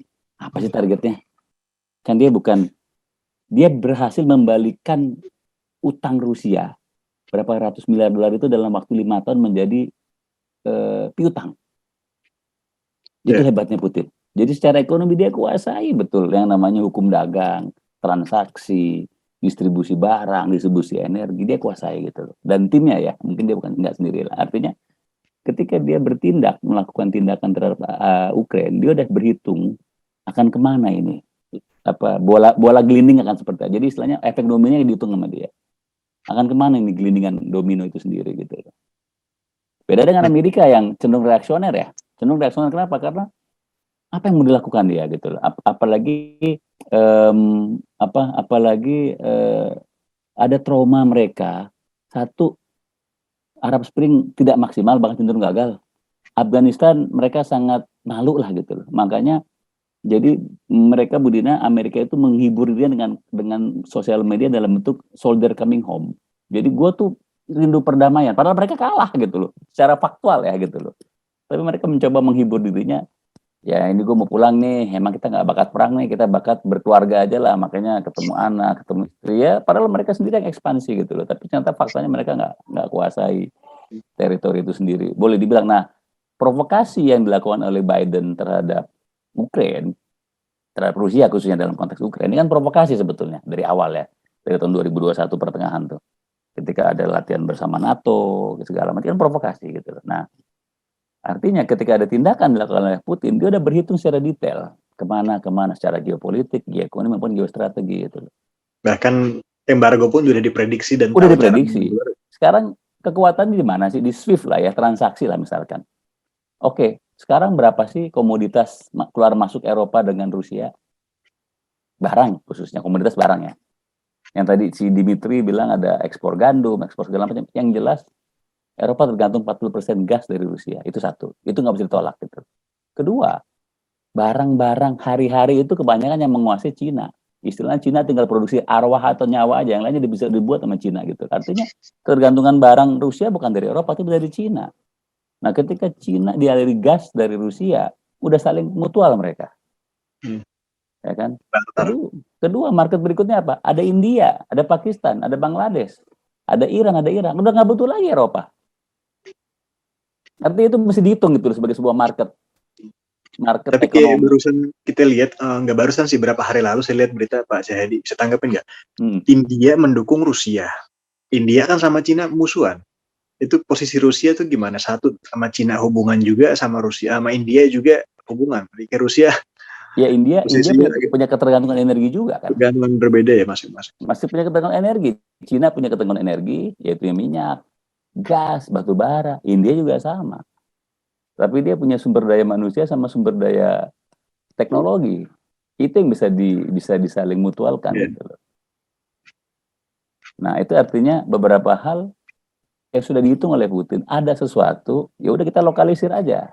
Kehidupan kita hanya dengan Cina, India, Pakistan, Bangladesh, Iran, Irak, selesai udah. Bangladesh itu termasuk salah satu negara global supply chain yang terkenal. Jadi Samsung itu banyak produk dari Bangladesh, tekstil dari Bangladesh. Semua dari Bangladesh, karena murah. Vietnam, Laos ikut sama abstain kan? Artinya secara kontur ekonomi udah kelihatan. Pasti abstain. Kontur ekonomi udah kelihatan tuh.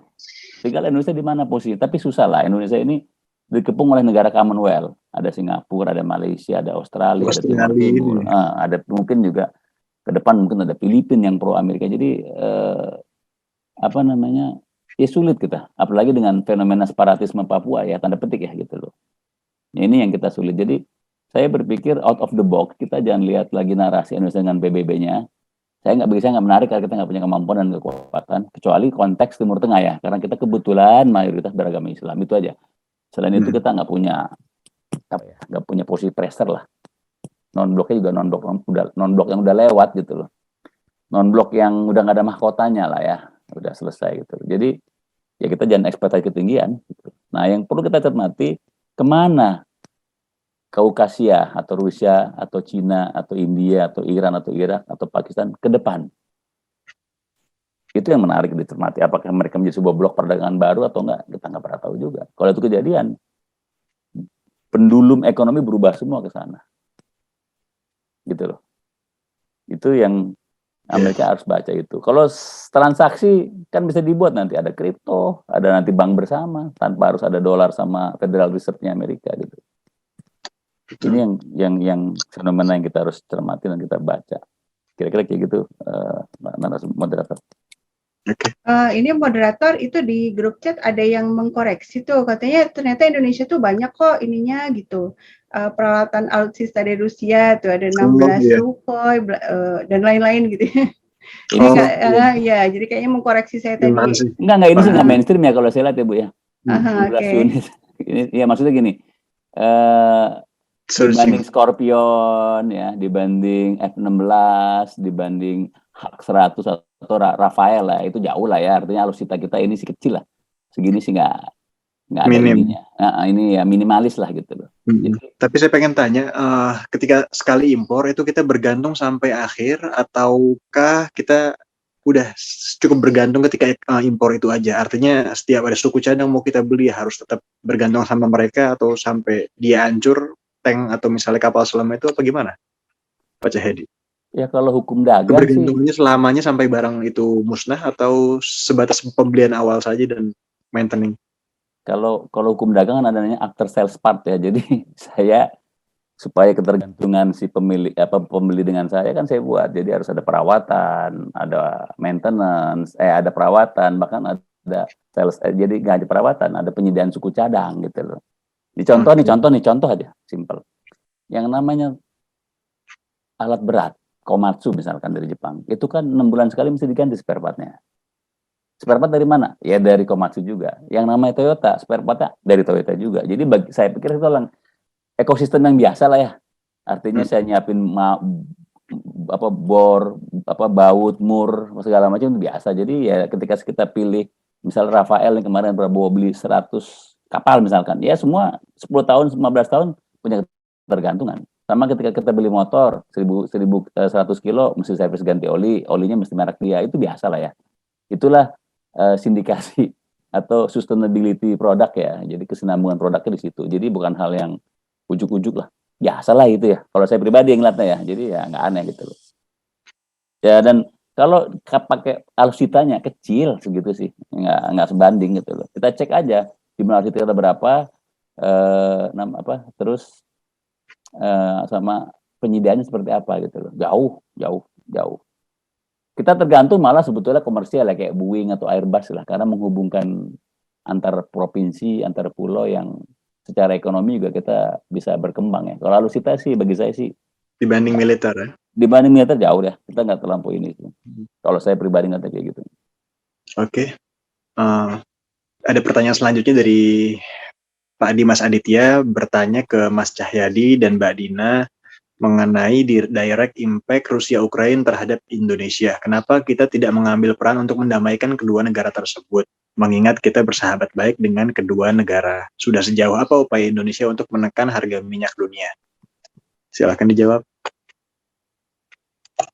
Pak Cahyadi dulu. Kayaknya Pak Cahyadi yang lebih kompeten menjawab ini. Saya kalau udah urusan ini kurang banyak pengetahuannya. Saya pikir sih tadi saya bicarakan ya, satu, ya kita jangan juga terlalu banyak mimpi kita bisa menekan minyak dunia. Minyak dunia udah, kita ini negara importir. Tahun 2008 kita negara importir minyak ya. Artinya kita tergantungan dengan situasi harga minyak dunia, makanya parameter APBN kita menentukan berapa harga minyak dunia, APBN ya parameternya ya. Jadi ya kita nggak usah terlalu mimpi menentukan harga minyak dunia karena kita negara pengimpor bukan negara ekspor. Makanya kita udah keluar dari OPEC loh. Indonesia nggak ada di OPEC lagi kan? Itu bisa dicek tuh di Google. Brunei masih ya? Brunei masih ada produksinya. Karena ya produksinya nggak gede, tapi negara kecil soalnya kan, kecil. Nah, terus kedua kita bisa membicarakan ke Rusia, ke Ukraina untuk berdamai. Ya ini juga kita Amerika aja nggak bisa, apalagi kita. PBB aja nggak bisa, apalagi kita. Jadi ya kita begini aja lah ya, artinya.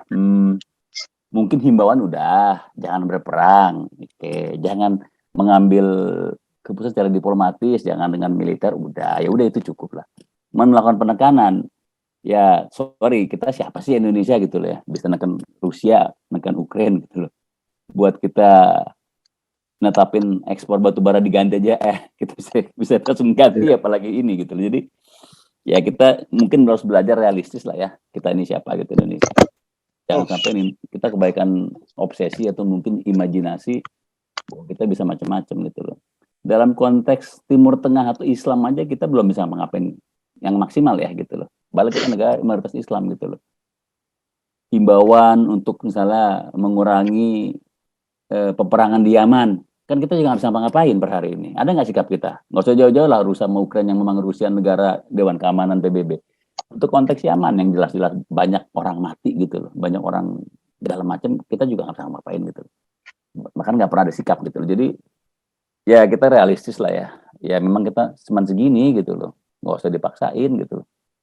Untuk yang dunia Islam, mayoritas Indonesia Islam juga kita nggak bisa pressure, nggak bisa ada tekanan.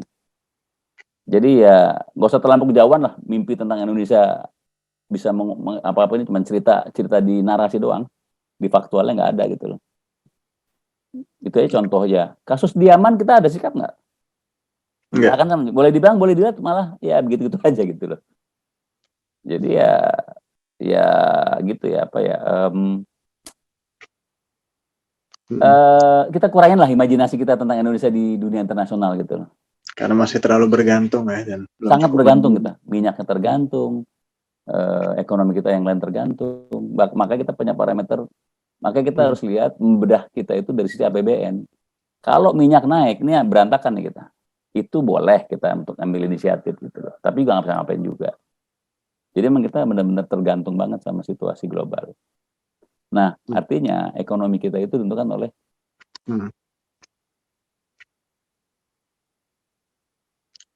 Pak Cahyadi sepertinya keluar ya. Bu Dina, suaranya bisa. Ya, saya pikir cukup ya yang tadi disampaikan oleh Pak Cahyadi. Cuma sekali lagi mungkin closing statement ya, bahwa yang penting itu kita mengambil hikmahnya, apa yang terjadi di luar itu kita ambil hikmahnya untuk menjaga, yang paling penting menjaga persatuan dan kesatuan Indonesia. Ya, terima kasih. Oke, terima kasih banyak Bu Dina. Terima kasih banyak hadirin sekalian, peserta sekalian yang menyimak acara kami pada kesempatan kali ini, dan juga para panitia yang bersusah payah untuk menyelenggarakan acara ini. Semoga bermanfaat dan dapat kita jadikan pelajaran buat kita semua, buat diri-diri kita, buat bangsa kita, buat negara tercinta kita Indonesia. Semoga ini menjadi hal yang memberikan kita inspirasi untuk menjadi bangsa yang lebih baik ke depannya. Terima kasih, saya sebagai MC Muhammad Haidari mohon undur diri. Mohon maaf jika ada kesalahan dan kesalahan teknis atau perkataan. Saya mohon undur diri. Assalamualaikum warahmatullahi wabarakatuh. Saya serahkan